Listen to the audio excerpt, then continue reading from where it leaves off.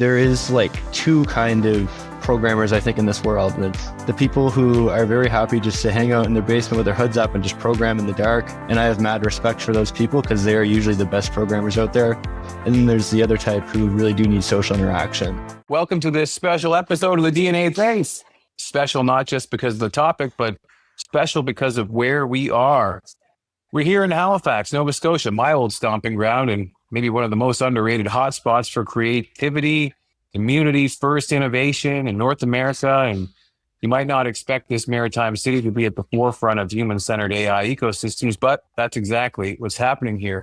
Little known fact, Halifax has always had science in its bones as far as I can remember. And it's the birthplace of Dr. Oswald Averley, the man who proved that DNA is the heritable material of life. Where I studied under Dr. Melanie Dobson, the first female Rhodes Scholar, first Canadian female Rhodes Scholar, first human to ever see the Y chromosome be sequenced, studying under Dr. Ed Southern in Oxford. And then there's Dr. Ford Doolittle, my PhD supervisor, Herzberg Medal winner, taught evolutionary biology like no one else could, deconstructing Darwin's tree of life and just measuring the depths of lateral gene transfer between species, within and between species. So yes, Halifax holds a very special place in my own personal journey and, the greater story of scientific discovery, that's for sure. And today's guest, Noah Barrett, is carrying the torch in a new direction. Noah is the founder of Collect, a grassroots community that, it's turning basements and apartments into co-creation labs and think build-a-thons instead of hackathons. Think artists working shoulder to shoulder with engineers. Think speed meets soul. There's AI is the Jetpack. Noah's designing the launch pads, the spaces where creativity, community, and technology can collide and flourish.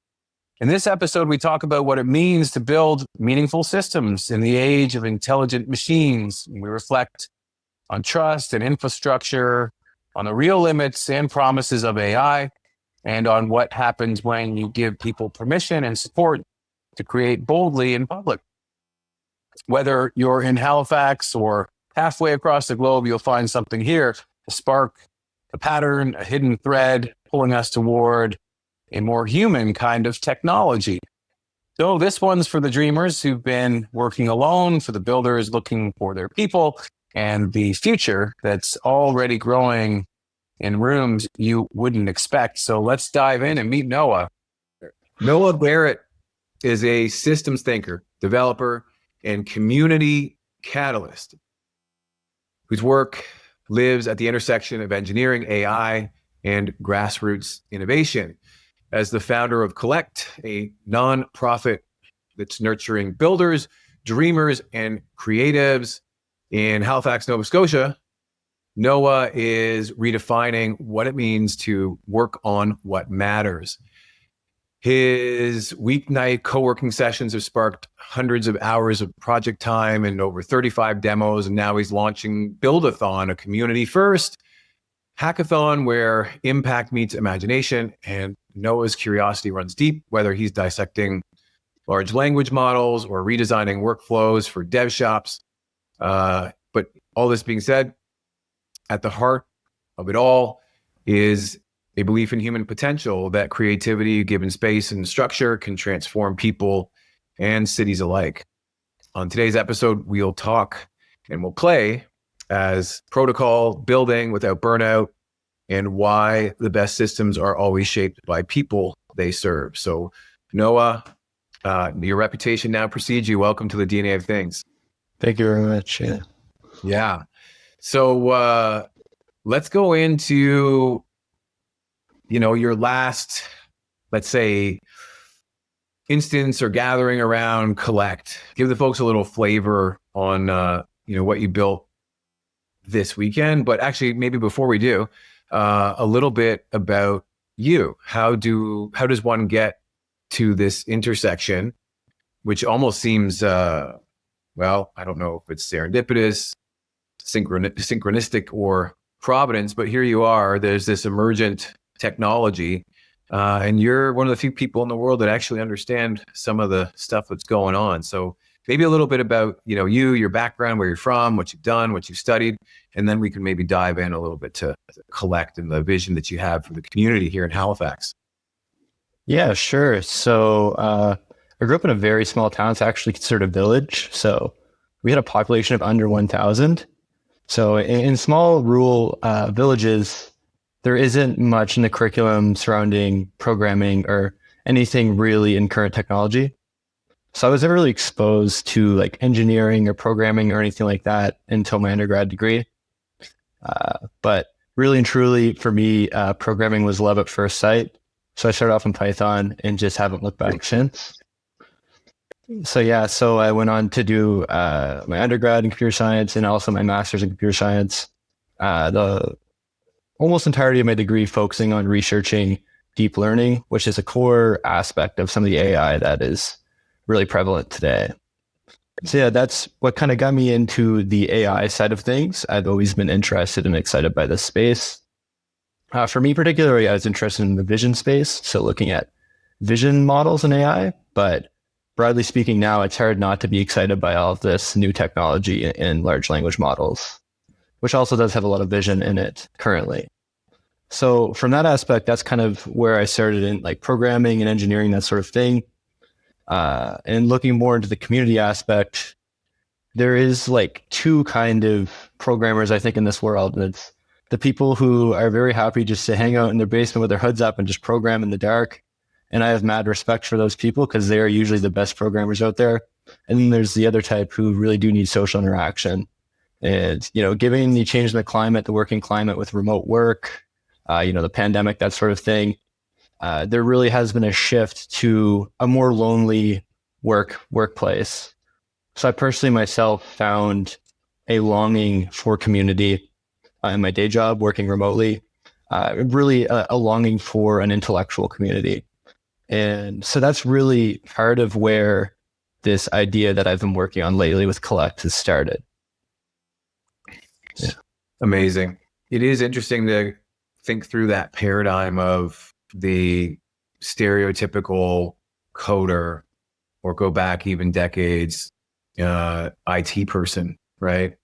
It is often, that socially awkward, isolated individual. Like think about the guy on the Simpsons, who's watching. I'm thinking more about the comic book store owner, but like super deep, super geek, super nerd, and those are all horrible and pejorative terms that really, I think, get attached to a different way of thinking, a different way of being, and a different way of getting things done.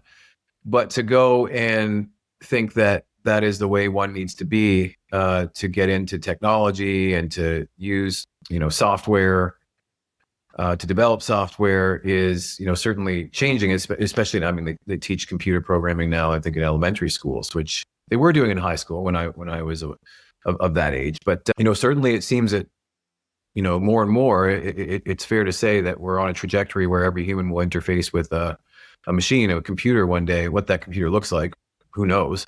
But there certainly is this kind of, human technical integration that's still unfolding. And so you raise a really important point for me, which is this question that has come up, in the age of AI, is like, well, what does our humanity mean? The more we start to outsource our different, tasks to machines, what is left behind, right?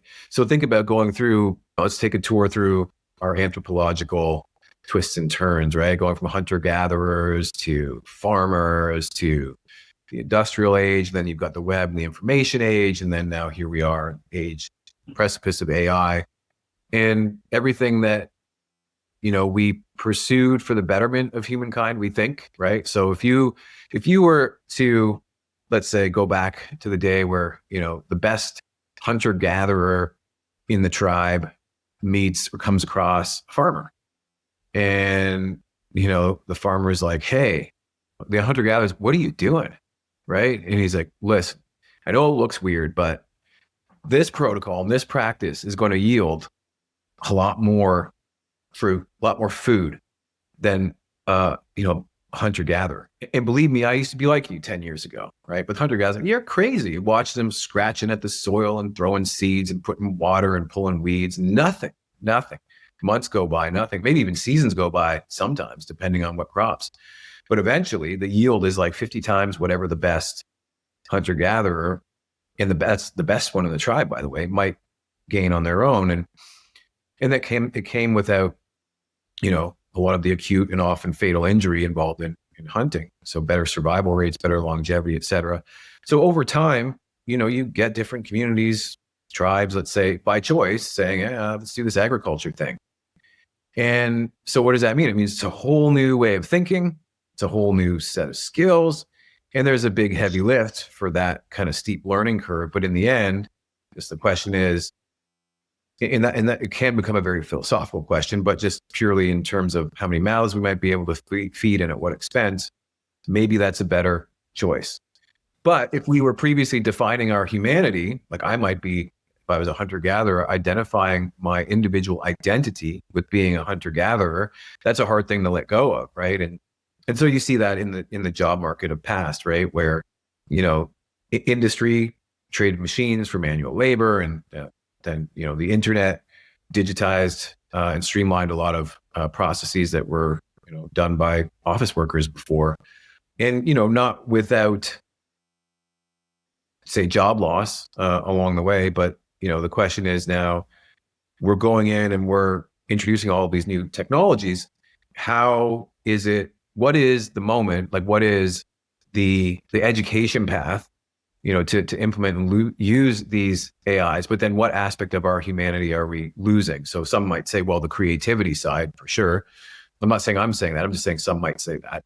And then there's some that might say, well, actually, if you can automate all the things that were an administrative burden, maybe we can tap into our true human capability as creators. So that's kind of a roundabout way getting to what you're working on specifically with Collect is, this, well, let's say, beautiful potential for creativity and creativity by community, right? And so one of the things I tease out from what you're saying is not just engineering, not just software development, not just, I love Python and many different types now of programming, but also you're on the precipice of AI, but you're forming a community at the same time. And then you use the word like ecosystem. So tell me a little bit about that, because that's a, it's not an impossible combination, but it's just rare. And, how is that, kind of motivated or built or called your desire to this Collect and buildathons?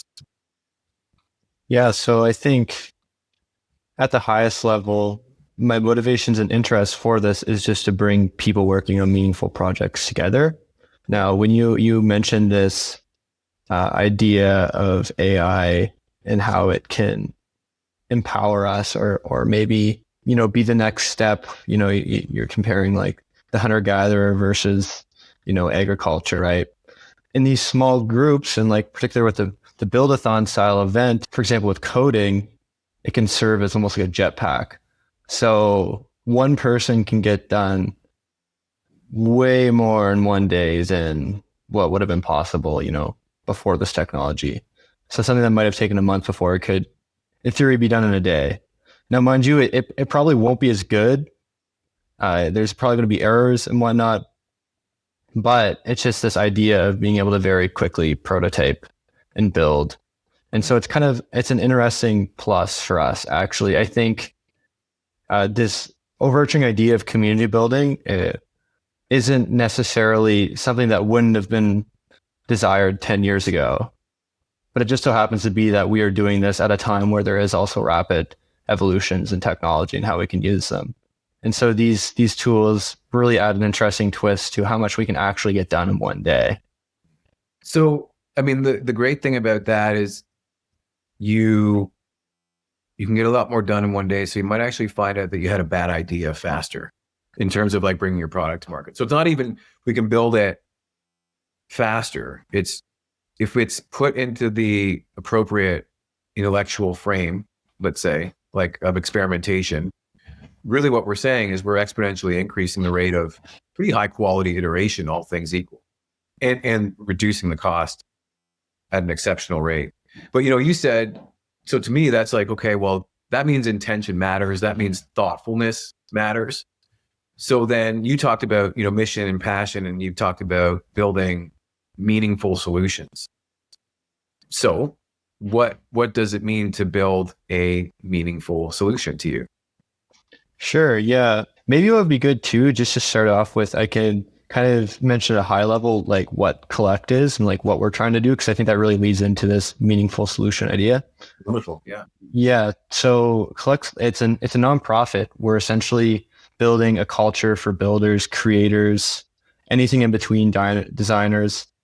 And so essentially we're bringing people with really unique and talented skill sets to work on something they're passionate about. So it doesn't matter what they're working on. The thing that matters is that they're passionate about it. And so this is really hinging on this idea that you will become the people you surround yourself with. So by bringing people together and forming this community of really diverse perspectives, it really allows for this like launch pad for people just to be super motivated and super dialed into whatever it is they're passionate about. And so typically we will just meet in evening sessions and work together and motivate each other and just hash ideas out with each other. But this past weekend, we did a BuildAthon, as you mentioned. And so in this session, what we did was we brought everyone together and in a hackathon style event. So we took our spin on a hackathon, which is usually you have a bunch of people get together and break off into small groups and work on some small project. And at the end of the day, hopefully you'll have something working. And our idea is to not only have technical people, but also bring in artists and people who know marketing, that sort of thing, and build almost a full-fledged product. So when we come to this idea of building like a meaningful thing, it's all these components coming together. So it's bringing people who have really unique skill sets, and rather just having them do something that is kind of basic or non-specific, having them actually contribute to something that really fully utilizes their skill set. So in this case for us, it was building a full-fledged product in one day. And as a proof of concept, it really served to show that it is possible to do such a thing. Right. And so I know I popped in for a few minutes on Saturday. In the end, did you set out and achieve what you had hoped to, or did it change as you started down the road? Yeah, so we did stick with the general idea. So we came up with this app. It's called HaliJam. And so it hinges on this idea that people love to rant about issues in the city. And people do really care about small things like potholes, like left turn signs that shouldn't be there. But really not a lot of people will pick up the phone and call 311. And so there is kind of this barrier to entry, like even if it's the smallest barrier possible, it will still prevent people from doing things that can help, improve their community. And so that's kind of what this app hinged on, is trying to build a tool that people can easily do that. And yeah, by the end of the day, we had like a V1 working. So really for me, it was kind of mind blowing because we didn't only just have a few people who knew how to code come together and build something. We had people building like the marketing side of it, people building the actual like logo and that sort of thing. So it was really a full-fledged product. And of course it's just like V1 first iteration, but it just goes to show that, if you put the right minds together in your community, you can actually build something that, might seem out of reach to do as one single person. There's something else there, an additional layer that I thought was particularly fascinating after I walked away on Saturday, and you described it there very well. And anybody, in the startup world, or even in the, very kind of established technical institutions, recognize that so I'm talking about now within the organization itself, there's very often a disconnect between your product team and your marketing team, or your biz dev team and your engineering team, right? So there's, because they're all, what they're all doing is important, But there is this kind of notion of when each thing needs to be done and how, and is it truly synergistic, right? And you've got all kinds of different personalities, right? That they see one part of the elephant, let's say, and everybody's blindfolded. So they think it's a trunk, or they think it's a foot, or they think it's an ear. And they're all right. Like, it is like part of an elephant, but it's rare that everybody sees the full picture. And to involve the artistry, like right from the beginning, is amazing, because then actually the engineer who might get really captivated by, or tend to tunnel vision and get it done, recognizes, hey, this is where the inspiration came from the group. And it's something that I noticed, like, we can dive into this also, like in terms of like workplace culture post-COVID, right? Or just in general, it's like, what I found is, if you meet somebody in person before you have like a VidCon or Zoom or Hangout, whatever you use, it's a more meaningful connection. But if you've never seen the person in person, I mean, this is me talking personally, you're just a screen. I haven't seen you in 3D. I mean, I know you're not really, but I'm just saying, like, look, we are in the same neighborhood. I've seen you in person, and it's, I look to the conversation in the context of our personal relationship outside as well as inside of the screen. And so, being able to, cross, ways of thinking, paradigms, maps of seeing the world, in terms of how you build something from the moment of inception is I think it's different in compared to what I've seen in the past with different incubators or what have you, right? So, okay, but you made this application, and I get it was just version 1. Is there a next step planned for that, or is it okay, on to the next thing? How do you iterate, or is commercialization on your roadmap, or right now is it, now we're just going to build a bucket of 50 ideas and see what rises to the top? How do you, or is it unfolding? Any answer is fine. I'd just like to understand where you're going. Yeah, absolutely. Yeah. So something about this app is, again, you ask whether or not it's going to be something that we try and commercialize. So at this point, maybe we are more so leaning towards this idea of trying to form the framework of what we're doing. So it's not necessarily the app that is the gem here. It's more so the bringing people together. Yeah. And I think, like what you mentioned initially about the closeness of, say, like the designers to the engineers in this setting is really where a lot of the magic is. So I think that's where really our superpower is being able to iterate ridiculously quickly, because we don't have to go through different layers of management to make sure that this design decision is okay, that sort of thing, right? So there is kind of this power in building in this way and bringing people together in this way. And so, yeah, we left this one session with an open source application that, in theory, definitely could be polished and could be brought to market. And there are several people who are interested in doing that.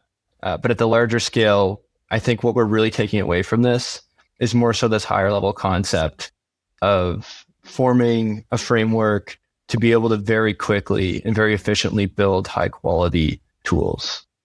So yeah, at the highest level, I think we would be taking more so at the values and just the ideologies from what we learned over the weekend. Amazing. We talked before we started the podcast here about this notion of your artificial intelligence, information architecture, your AI, IA, right?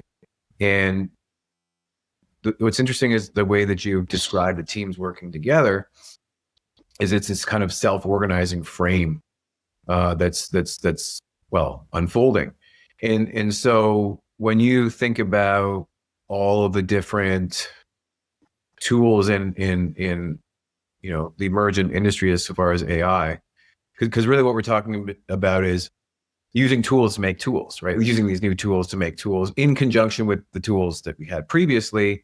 So do you see a way kind of forming with these buildathons? And I know it's still early, but when you when you start to look back, things can make sense in hindsight, right? So, have you characterized the operating system? It's probably early, but you probably have a sense of like what's working broadly. Like what's the 20% that, is going to give us the 80% of the result in terms of, how we set up, even just how you set up the day, but then what technologies we choose, because that's a very, I don't want to say transient, fluid space right now. Like things are changing so quick in the space of AI. So how do you, in hindsight, how do you see the system? Is there a system forming?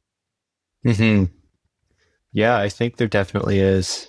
I think our take on approaching these new technologies is maybe different than the largest manifestation of this. Currently, I think looking at the startup space, you hear of a lot more people vibe coding. So it's this idea that you essentially just have the AI do essentially all of your coding or most of your coding and getting to like a full out product just by doing that, right? So it's very quick, requires very low insight into actual, programming. Now, I'm not saying this is like the best way to build an app. I think there's a lot of problems with doing that, but this is something that is happening currently.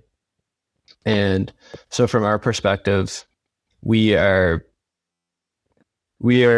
doing a similar thing where we're leveraging these technologies to collectively do something in a day that would have taken a month before, or maybe a year, or just might have, honestly, even time might not be the barrier, but it might be the mental barrier. If you think about building a full stack app, if you were thinking about that like 5 years ago, that would be a very intimidating thing, especially for someone who has no experience doing that, right? But today it's just you just sit down and you can pair program with ChatGPT for an hour and have something working, So I think this is kind of like a rapidly evolving trend going on at large, is just building. I think this is most prevalent in like the tech space because, programming is where it's best suited at this point. But I think this is like the larger overarching possibility here is to be able to build technology very quickly and very efficiently. And yeah. So I can relate to what you're just saying, like previous iterations of like a human performance app, integrating DNA and training data, et cetera, took like 2 years and $2+ million, right? And, imagine my delight or dismay when I basically programmed it in like 3 hours using some of these tools, right? As a prototype or proof of concept. I'm like, oh, okay. Now, the thing is, you might look at that and be like, wow, you can do it now for so much cheaper and so much faster. It's like, don't forget that I thought about it for 10 years. Do you know what I mean? Right. And as we were building it through and things were getting torn down and you're talking to customers, and you're building team dynamics, like all that, kind of goes into it. So, and of course, at the end of it, you're like, oh, wow, I wish I knew then what I know now. But then there's that whole kind of journey that you have to go through to know that thing. And so, we talked about the paradigm of the hunter-gatherer and the farmer. It's like, okay, and this comes back to the question of like the humanity is, how do we get people to think about their individual humanity, right? You mentioned the word passion, right? Like I look at this whole notion of like, how do we find our voice in what we do? It's just some combination of like conscience and talents that you're gifted. And then, you say passion. And when I say passion, I mean willing to suffer for, right? Labor of love. That's what I mean. You might also happen to be good at it, but you might also not be good at it, but there's an enjoyment that comes in the persistence. And then, the other component is, well, the need, like who's it for, right? And so, I mean, mistakes I had made in the past, a lot of them, but when I think about it, let's just say I'm focusing on the customer. I'm not sure I ever understood the need fully. Well, in fact, I know I didn't, right? Because I got to the end of my university career, my athletic career, and I was like, I looked at my DNA and I realized I had all these vulnerabilities, and I was like, oh, wow, I wish I had this when I, before I was going to choose my sport. And it's so cool to know all these things about yourself, and just a genuine curiosity, like, wow, here's how molecular biology works. And I made the wrong assumptions. Like, first of all, the athlete was just kind of in a phase of just tell me what to do. I don't need that. I can't give you that emotional real estate. Just tell me what to do. Go talk to my coach, right? And then the coach is like, okay, great. This is an interesting filter. Give me a PhD in genetics so I can coach it, right? So the thing that I thought was the product was not the product. The product, I think, in the mind of the customer, I've learned, and I could still be wrong, is a vision of themselves being awesome and doing awesome things. And the products are really like a service along the way. It's like, hey, holding the door, let me get you your meal, let me take out the trash for you, like some version of that at a very high level. And I made the mistake of getting maybe too attached to the product. Well, why? Because I spent 2 years building it, millions of dollars. But now, actually, so as we kind of talk this through, it's like, oh, maybe this is an instance for us as creators to be like, hey, this is just a brainstorm, and we're not totally attached to this thing that is unfolding, this thing that I made in isolation, but actually needs to unfold with the customer. So maybe there's an interesting, high tech, high touch conversation that can actually move outside of Collect and into, okay, we built this thing. Now we're like, hey, we're going to bring a bunch of people in, and like, hey, do you think this is cool? How would you use it? You know what I mean? And then just like watch people use it. And you're like, oh, I would never thought you would look at it that way. Right. So anyway, sorry, that's me kind of going off on a huge, tangent here. But, when you think about, all the trends in, technology, and also this kind of emergent need for social connection, how does that make you think about the roadmap of Collect itself? So, I mean, how many meetups, hackathon, buildathons have you done? By the way, I love the name Buildathon versus hackathon. So thanks. Yeah, it's intended to be inclusive. Yeah. So we're actually a fairly new organization. So far, we've run around 13 different events. So we're still pretty low on the scale of number of events, but the amount of excitement and passion and people just coming back and hungry for more has just been absolutely thrilling. Yeah. So you've done 13 or 14, you say? Yeah. Good number. And when's the next one? Next one's actually next week, April 10th. Wow. So I'm like every 2 weeks now. Yeah, we do them every 2 weeks. And it's kind of it's honestly a hilarious process because currently we keep it pretty intimate. So we're just hosting these in like people's apartments.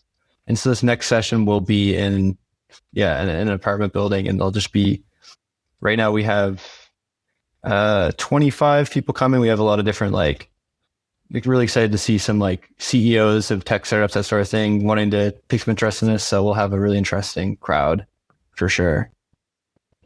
Very cool. Amazing. So when you think about like the roadmaps, you have 1 and 2 weeks, like how many more of these do you think you'll have? Indefinitely, I would say. Like the idea here is to build a continuous culture.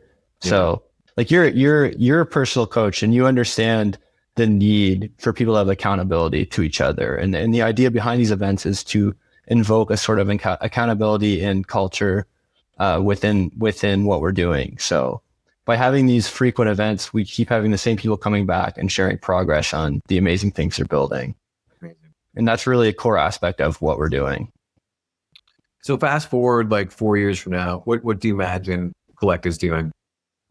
Yeah. So what the hope is for what we're doing right now is we're seeing this pop up all over the world, really. This idea of co-working and just working on side projects and collaborating in this kind of new way, this new form of doing it. And so really the goal is to put Nova Scotia and put Halifax on the map in terms of a place that has this culture. And yeah, just hopefully in 4 years, we will have this builder creator culture that much more ingrained into our little city of Halifax. Amazing. So you took a long road of twisty turns. I mean, I am fortunate to, known you for a few years. We're neighbors. And so, when you think about what you're building now and, who you've needed to become in the process personally, what's that been like? Yeah, it's been really amazing, honestly, just seeing. I think the biggest thing for me is just realizing that all you have to do is just try new things and run, I guess you could say, even social experiments. So even starting Collect is like a social experiment to see what people are interested in. So I think the biggest thing for me lately over the past couple of years is just taking the risk to try and do these kind of maybe out there things and seeing what hits. And so for me, I think just growing that confidence to invite, 30 people that you don't know working on really complex and interesting things into your apartment building, that sort of thing. So just kind of getting out of your comfort zone, I think. And that's been like learning how to do that in ways that are effective, I think has been a huge thing for me. Yeah. Yeah. And that's the thing is you got to do it when you don't have the confidence and when you don't have the courage, right? It's like, that's why it's called a leap of faith is, belief in that which is unseen. And, you're fearful because you have not yet formed, the strength to do that, courageous thing. And it's a very, let's say, important, impactful,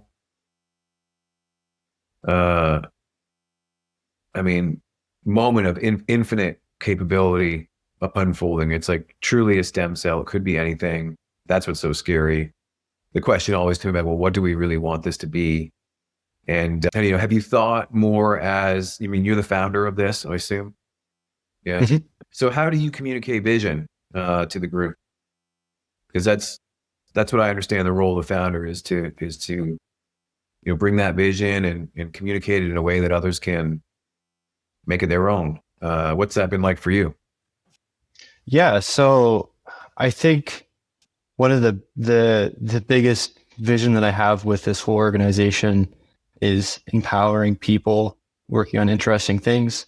So I think one of the best ways that I could do that is actually giving people the opportunity to share what they're working on.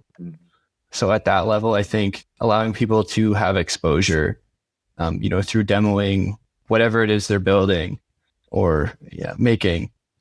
So that's one aspect. I think at a larger scale, sharing this vision of like social cohesion, of just bringing different diverse backgrounds together and just showing each other how much value they bring and how much unique perspective they bring to each other's problems.